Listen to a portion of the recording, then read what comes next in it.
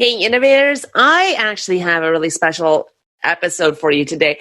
I actually got to sit down with Keith Ippel, and he's the CEO and co-founder of Spring. And Spring is on a mission to help entrepreneurs change the world.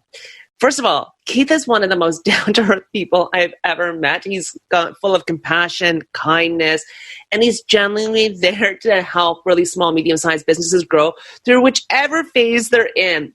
Whether you're from an idea perspective or you're ready to grow, but even if right now, especially with the COVID situation and the recession that's looming, or even maybe even here, we talk about those tips about how to make that, how you can get through it. And he even talks about how Spring has actually created this free resiliency program to help small businesses get through this whole recession. Because you know what? We are all in this together. So there's so many hidden gems in this episode. I am so honored to actually get to sit down and talk to him. We talk about the life cycle of an entrepreneur, how to even start if you just have an idea. We talk about the trends with the whole COVID situation and the impact it has on the small medium-sized businesses. And we talk about, what resiliency really is and what that means. And it's becoming a real big thriving movement that's actually happening out there. And we talk about, the return of small communities, transactional versus relationship-based. We even talk about this terminology of the day, customer discovery phases, even get down to, what's the difference between incubator, angel investor, and venture capitalist. There's still a lot of confusion out there in how we can leverage masterclasses. And plus, Keith, he shares so many free, amazing tools, like free courses, free tips, free everything. And it's just really remarkable. And again, it shows back to his beautiful DNA about what Spring is. They really are on that mission to help these entrepreneurs out there and really get you through wherever phase you're in. And whether we talk about some of the challenges of some people being very, that they have to kind of become a lot more e-commerce based because of this, where we're at. And it's a real big fear for a lot of people that have always been just a small community-based thing, or people that have been really transactional and have no problem, but they have no relationship. And it's really interesting. So we talk about a couple of different dimensions. It's definitely not boring. So I can't wait for you to check out this episode, and I really can't wait to hear your thoughts. But just to kind of even give you some more hidden gems about why Keith is so brilliant, he's got over 20 years of experience in technology and impacting businesses. Like, Keith Ippel has actually accelerated the growth on small and large companies and raised over $30 million in angel investments and venture capitalists. Like, the guy's not coming from a theoretical perspective. He's coming from a real practical and tactical perspective, which we all know is totally my mojo, because I hate when everybody goes into very theoretical and they actually talk about it as they're an expert and they have no field experience. So I always kind of want to vet the guests that they come from someplace, usually from a purpose or a pain solution to kind of help things.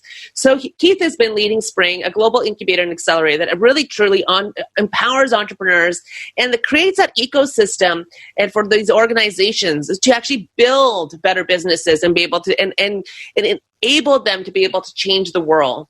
And, he's got this, he's been helping with over 40 different cities across 5 different continents. He's got, over 750 different entrepreneurs he's helped out, with over 400 different businesses. It's just amazing. And he's raised over $24 million. These are not small feats. These are real big people that are actually giving testimonials of actual help. And they spread the word of mouth and they talk about it. And we talk about that as well today on this episode. Now, I really hope you enjoy this episode because honestly, there's a lot of love that's gone into it. And you can tell that Keith comes from that place to really help that because, small, medium-sized businesses are the cornerstone of any type of economy in any country. So I hope you guys get to enjoy it. And I can't wait to hear your feedback. And as always, thank you for listening and stay safe.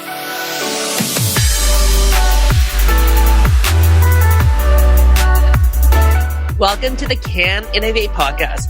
We focus on providing you with timeless professional development secrets and essential business life skills in a mini bite-sized format. I'm unlocking the vault and sharing best practices that management consultants have been using for decades. We're unapologetically curious. Enjoy. So I'm pretty lucky. I have Keith Ippel in the house with me today, who's the co-founder and CEO of Spring. So welcome, Keith. And greetings from Vancouver. I mean, what a great landscape and weather to be having. Yeah, thanks for having me. The weather's finally turned for the better here in Vancouver, and it's a glorious long weekend. So we're pretty excited to get outside. And thanks for having me on the podcast. No, I love it. Honestly, Keith, I get so many questions about this topic, and I can't wait to dive right into it. So, I guess the first question is what exactly is Spring, and what kind of, what made you spring to it?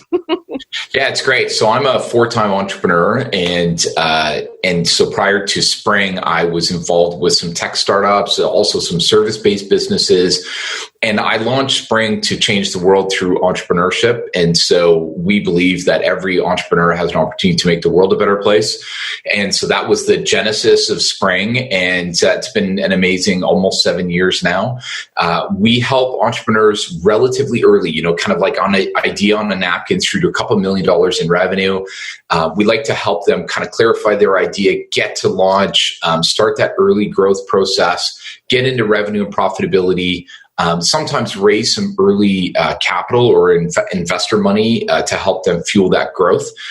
And in Vancouver, over the last 6.5 years, we've helped entrepreneurs, about 800 entrepreneurs, to launch about 500 businesses. And so it's been an incredible journey. We're really thankful to do it. And we now do it in about 40 communities around the world. So yeah. It's brilliant, honestly. And I get a lot of questions about this because especially right now, the COVID situation, I'm finding more and more people, and now that they've kind of gone through the bread making phase too, now they're kind of like, what else is kind of going on? And that job security may not be there so much. So now people are like, okay, I've got a job. I've always wanted to do the side hustle. How can I do it?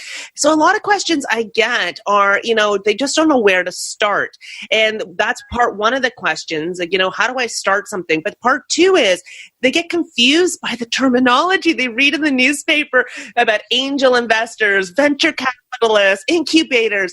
Any chance you can help us kind of shape that to understand a little bit more?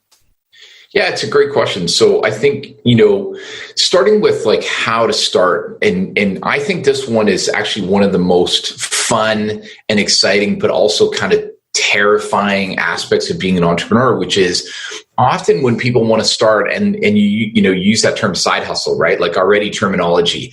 And so that's when we have a full-time job, but we actually start a business on the side. And I always recommend that people just start by talking to other people about the problem they're trying to solve. And so often when we have our first entrepreneurial idea, there's a target customer in mind, right? It might be a certain age demographic or income levels, or could be geographic location. If it's business to business, it's a certain type of business. And so I just recommend people start to talk to those people about, hey, I think people like you have this challenge or this problem or this opportunity. How do you respond to that? And that process of talking to customers or potential customers is a process that we call customer discovery. And for all of the listeners out there, if you haven't heard that term, customer discovery is this, kind of first term that I'm going to introduce in this podcast.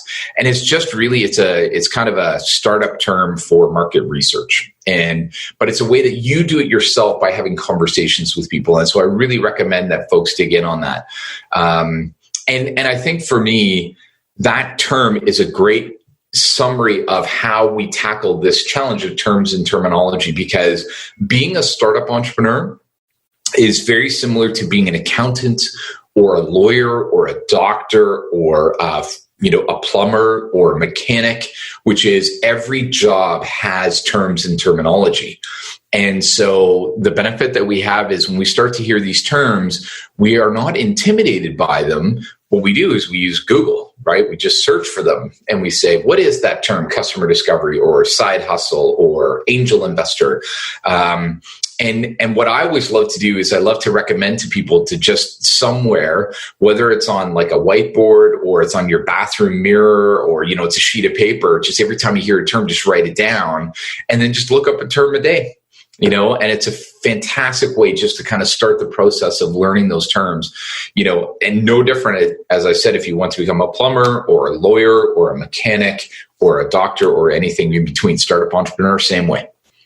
I love that idea. I love that concept of a term a day. It kind of reminds me of that toilet paper where you used to get the word of a day. You right? know what I mean? Yeah. Maybe somebody should create the entrepreneur kind of guide of like some terminology for the day or, kind of thing. Because that would be fun. Because you're right. There is so many words in lingo. And the other thing that's so confusing, I think, that for a lot of people is that people use the same words interchangeably, meaning different definitions because they're just not clear on things. And it adds much more confusion out there. So true. Yeah. Well said. So the angel investor versus venture capitalist versus an incubator, like which one should people be focusing on? Is there a kind of a blueprint or a tree diagram of where you should go? Yeah, so it's a good question. There's actually a journey that every entrepreneur goes through. So at first I have this idea that I want to be an entrepreneur. Then I actually come up with my first idea. I then test that idea. If the test is positive, then I'm going to launch that idea. Then I'm going to try and find my way to profitability and growth. And so that's what we call the life cycle of an entrepreneur. And early in the process, what we're looking for that term incubator. And an incubator is just a term that is born out of the technology world, but can be applied to every single business, which is the process by which we incubate or kind of foster our idea to the point of proving if it's worthwhile. And I always use the following easy questions. Is my idea any good? So in other words, are there customers out there who say, yes, I have this problem and your solution sounds good? The second one is, will anyone pay for it? Right? So is it an important enough problem that someone will pay for it?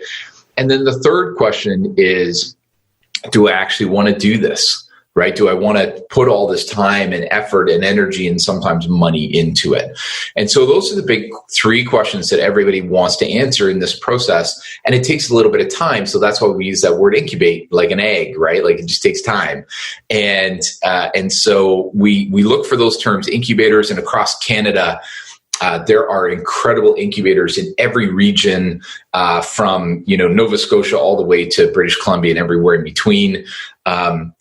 And the benefit right now, of course, is that in COVID and the recession, there's a lot of online resources as well. And so I think it's just a fantastic opportunity for entrepreneurs or potential entrepreneurs to find that path. So that's kind of the starting point. Now, if you decide to launch this business and then start to grow it and you're like, hey, wait a minute, this thing's actually going to be bigger than I thought it was. And you know what? I maybe don't have all the money to do that, but I want to try and go, right? Like I want to try and grow this thing.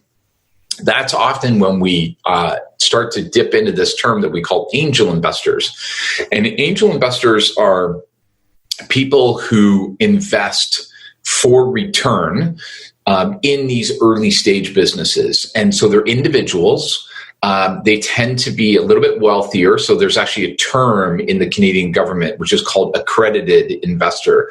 And so that just means that they pass a certain threshold in net worth. And so what they do is they invest in across Canada, for all the listeners, the average check size by an angel investor is 25 to 50K. It can go as high as 250K, but 25 to 50K for an angel investor to invest. And they're investing early, high risk, but with the opportunity for high reward because it is early stage, right? And there's an opportunity to get in early and see a company grow and thrive. And so we've seen many companies like that in Canada. Companies like Hootsuite, Shopify is a company name that I think a lot of people have heard during this crisis. And investors would have gotten in early on those opportunities. And then it's once you establish past that early growth, and now you've got momentum, and you've got more employees, and you've got revenue happening, and now you're starting to scale, this business. And then that's when venture capital comes into play. And venture capital is a term that we use for legal organizations. So they're businesses, if you will. And their job is to invest on behalf of their investors into earlier stage high growth companies. And so it's their job to do that. And it's a little bit of a different process because they have rules to follow as a venture capital fund, right? As a formal organization, whereas angel investors get to do whatever they want to do because they're people, right? They have hopes and fears and dreams like every one of us, whereas a VC or venture capital fund, because they're an entity, they have to follow rules, right? So yeah. No, that's great. Thank you so much for the life cycle and understanding, because I think that really helps people kind of understand where they are in their own phase of where they're at, because it really is quite confusing. Now, with this whole COVID situation, are you seeing some interesting trends? Like, is there growth, or are people a bit more shy? Like, what are you kind of seeing as a trend right now? So there's, I think, three trends that we're seeing at Spring. And these are trends that we're seeing nationally. These are trends that we're seeing globally as well. The first trend is this absolute requirement for people to go online with their business.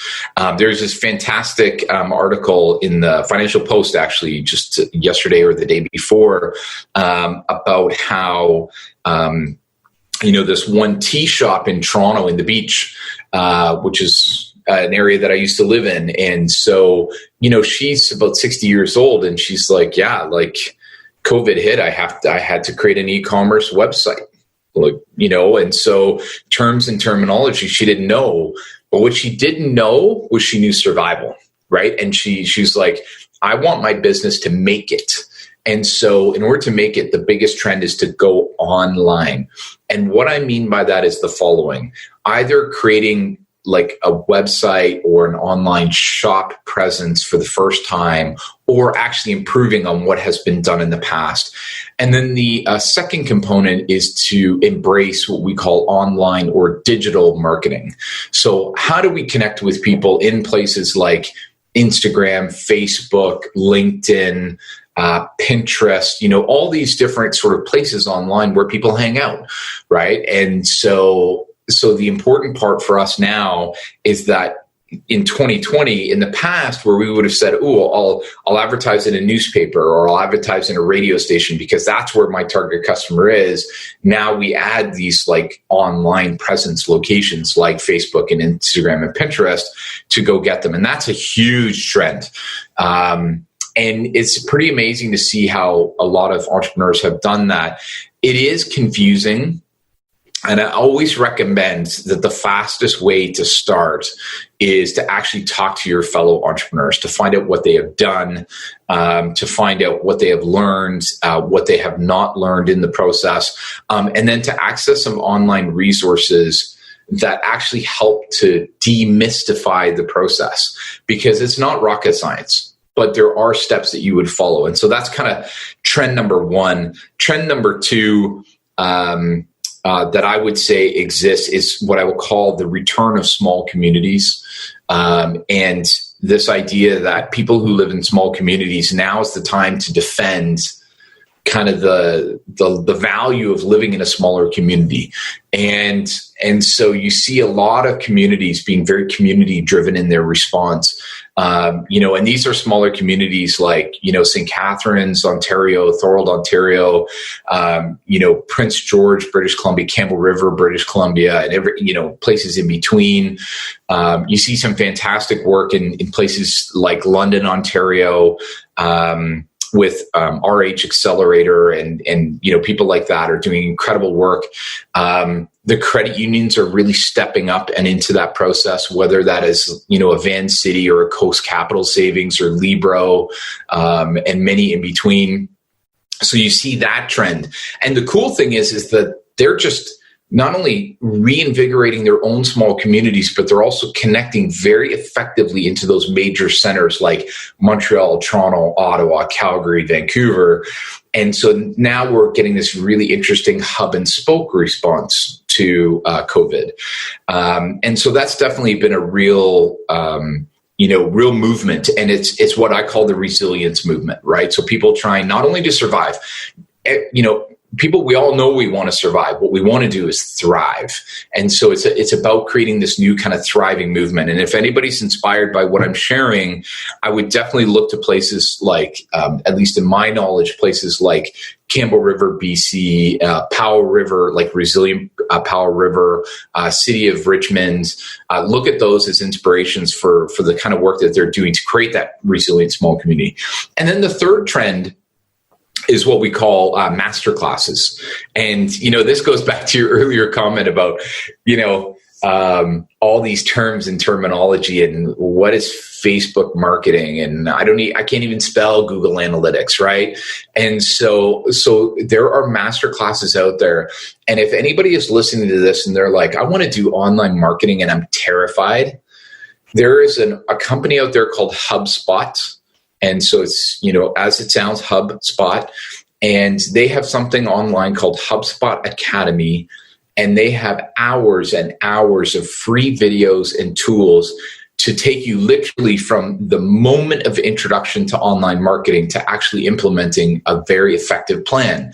And I really recommend going there. It's just a nice way to kind of start to step gently into the terms and then go from there. And those are what we call master classes, right? Bite-sized components to start to learn the process. This is brilliant. And for our listeners out there, don't worry, I'm going to put all the links in the show notes if you're able to click and find it pretty easily. And, but it is fascinating because, the one thing is true. There really is that return to small community. And I see it all the time in that, even in the small pocket, that's not even just like area of beaches or small things, that people are trying to actually support their local businesses. It's almost become a sense of pride that they want to support the local businesses itself and online and doing, whether they go and pick it up or there's a delivery or whatever it is. And everyone has become that, is willing to be that testimonial and spread that word of mouth about their local community businesses that they've had out there. And it's kind of really, it's actually very touching and inspiring. And there's that sense of pride that's really shown up that to support these things. And I really feel, small businesses, I saw a really great, I was just talking to my dad about this last night. We were watching this really amazing documentary where they're talking about how Facebook and Apple and Amazon have really made it very difficult for small businesses and so on. And, Jeff Bezos was like, I actually started with nothing, I am those people. I just happened to, I had a vision and it grew and it grew and it grew. But they were saying that, ultimately it starts with just having an idea and a few people that actually support your idea, that are willing to buy and let it grow. And what a great time it is to be in a small business when you have communities supporting you that actually are your raving fans that can help you really take it to the next level and be your kind of guinea pigs and so on, and use them because they're willing to support you. Use that as, a situation to kind of, and leverage that. And I thought that was really heartfelt. Yeah. And, one thing I really want to highlight out of what you just said, and I want all the business owners to hear this, is you just talked about how your customers can become, kind of these ambassadors, almost evangelists, right? They're, raving and sharing about you. And so I want to really encourage every business owner out there that as we're building our businesses, whether we're like 1 month in or 30 years in, we have existing customers. They are our greatest ally. And so you can go so far. And I've seen, I actually used to use this technique myself. Literally, you can have a notebook and the first 31 pages, you just write the number 1, 2, 3, 4 down to 31. And what you do is as you remember or as you meet an existing customer, you just write their name on one of the pages. And then what you do is on the first of the month, you just look at those names and you reach out, whether it's through email or phone call or something else. And you just say, hey, how's it going? Or thanks for being a customer, or, but remember, these customers are so important in what you're doing. As you said, they support you. I was mentioning that Financial Times article in the tea shop in the beach, one of the things that the owner said was, she said, it was my core customers who helped me survive in those first few months. And And so the important part is we want to honor the relationship. It's not a transaction, right? So what we do is we just, in this busyness that we have, we just want to create a reminder system where we say, I'm just going to reach out to my customers and say, hey, thanks for being a customer. How can I help you? Like, how's it going for you? Like, is there something I could send you, or is there something else I could do for you? Because then that loyalty level just, amplifies that much more. And there's a technique to that. Of course, it's what we call repeat customers. If you want to use terms and terminology, repeat customers are the cheapest customers to have, and repeat customers are the number one source of referrals. And so there's definitely an economic reason to do it too. It's interesting, and you make a really good point about the transactional versus relationship based, and it's really kind of a really hard kind of area to kind of go, because a lot of businesses, they're going, they're just starting and are actually doing, they put up a new website or on Shopify or whatever it is, and they get the marketing going, and it's boom, boom, boom, transactional, right? And you see it all the time, right? And then you just you can't grow with the customer because you never got to know them. You never got to know anything about that, and what else they may have some ideas. And I think that's the part that always kind of, it makes me quite interested in. And then there's people that are really old school relationship business that just love the relationship. They hear the ideas, but they don't want to change their models to actually go, because this is my core business. It's been working this way. And they don't realize that there is the idea engine is coming from the customers, so they can continue to grow with them. So it's quite an interesting balance that quite happens.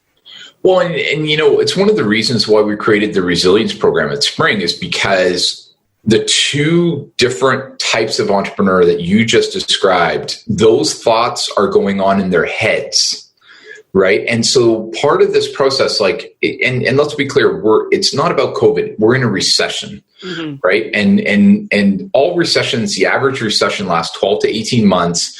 And so, we go through this process and we want to set ourselves up for success. And so, but part of that first step is to actually talk to other entrepreneurs and find out what they're doing and what they're not doing, what they're changing, having the confidence that you can make that change because you see other people doing it, or the confidence to hold solid on certain paths because there's a reason sometimes to actually stay true to what it is that you're doing.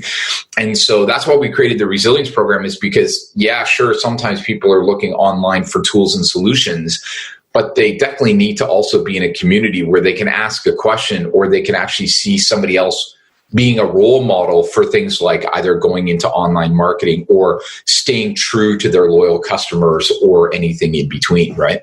Yeah. And it's great because the other question I get quite a bit is, to your point, talking to others that have a small business and entrepreneurs, people don't know where to go. Like, do they talk to their neighbor? How do they start to find, once they build the confidence that they're going to talk to others to learn, because there also is that fear of, oh my God, they're going to steal my idea, or I'm admitting weakness. What would you say to those folks about, but why they should talk again, and not have that fear that someone's going to steal their idea and stuff like that? Yeah. So there's always a very specific answer that I have to that question, which is I want to, set people free and give them power and confidence. And the way that I do that is by saying, congratulations, you have an idea. There are a minimum of 16 other people in the world doing exactly what you're thinking of, which is the absolute truth. There are, a new idea is literally like a shooting star. It's a 1 in a million, and it happens so rarely. And so first, when you see someone else doing your idea, then that helps to validate the idea. It validates the market. It's proof that there is a need. Fantastic. And then the second thing is it's a big world, right? And so there's a lot of room for competition out there. And the third thing that I would say is, remember, just because you have competition doesn't mean they're getting it right, And so, the more you talk to the customer and don't talk to yourself in the mirror, right, then the greater the opportunity you have of actually solving the customer problem. And so for me, I think it's really important. Competition is fantastic. It proves that there is a market, and it's an opportunity for you to find your own place in that market. It's like buying a car. Imagine if there was only Ford, right? Like, what would everybody do, right? And so the reality is that in every good market, we have lots of fantastic choice, and it makes for a huge opportunity, right?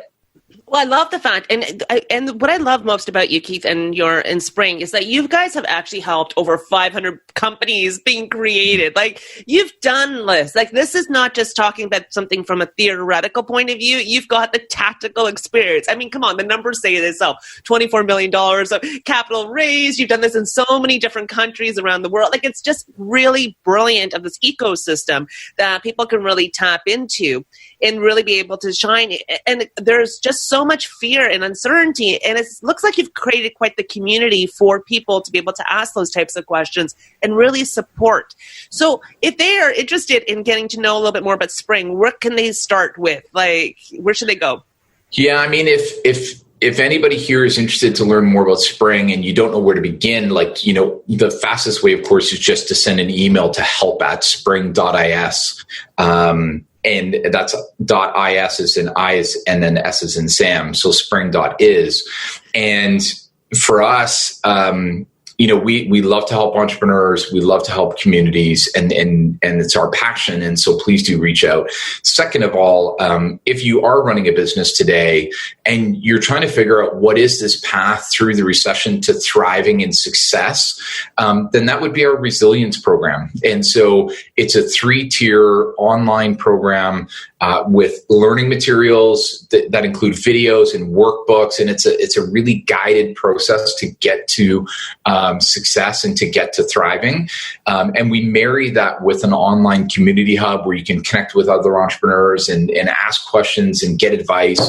And then we actually wrap around that some supporting online calls. So when you actually want to talk to another person, ask some questions, get some feedback, we actually have that happening every other week as well. And so it's a great kind of 3-step process to get people through. This is really brilliant. So the Resilience program that you mentioned, it's all online. It's easy. You could do it at your own pace, and you get I'm just kind of recapturing, and you get a community, and I can actually talk to someone individually. So if I thought I had a really silly question and I was scared, I could talk to someone and actually have that one-on-one connection to it. That is Correct. Really amazing. And is there an application form to get into it, or everyone is automatically accepted, or how does that work? Yeah, thanks for asking. We're in the middle of a recession. And so, what is really important about Spring's values is that no one is left behind. And so this is a free program, does not require an application. Every single entrepreneur in Canada can apply. And again, there's no apply. You just, click on the right community that you're in. To our point earlier about being in community, we actually delivered on a per community basis because certain communities have very specific tools of support as well. And so we like to make sure that that's incorporated in there as well. And so, yeah, you can just jump online, get started, start asking those questions that we talked about. So if you're comfortable, you can start at any time, you can end at any time. And if you have a question, then pick up the phone and ask, right? Oh, absolutely. And to your point, it's not just about COVID. This is about the recession that's coming. This could be actually just in general, like the whole technology and transformation has changed. COVID may have sprung it. See, look how I use the word spring and sprung. But it was going to always happen no matter what, and this whole thing about digitization, e-commerce, all that stuff, it was already going in that direction. And now it's kind of forcing everyone to go in that, which is quite, sometimes it's better to be, sometimes it's easy to be in your comfort zone, and this is taking people out of the comfort zone, but it's really great to hear that this program is like this, that's free, accessible, that has so many tools that help people to get through this. Because, small businesses is kind of the cornerstone of, not just in Canada, but everywhere, right? The small, medium-sized businesses. And, without them, a lot of our economy would be shrinking no matter what. So this is really amazing, Keith. Honestly, I really applaud you guys at Spring for championing this and doing this and making it so approachable and user-friendly for other people to be able to access. Yeah, I really appreciate it. Thank you. Yeah, it's something we're passionate about. As you said, small businesses are the backbone of our economy.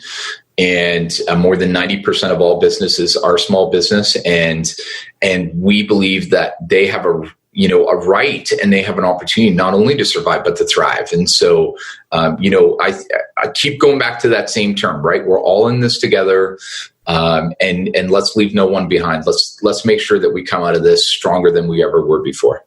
Yep. Absolutely. Keith, you're an absolute pleasure. I can't wait to have you on again and to hear after post-recession to hear what's kind of going on. So let's all get this together and, make it through.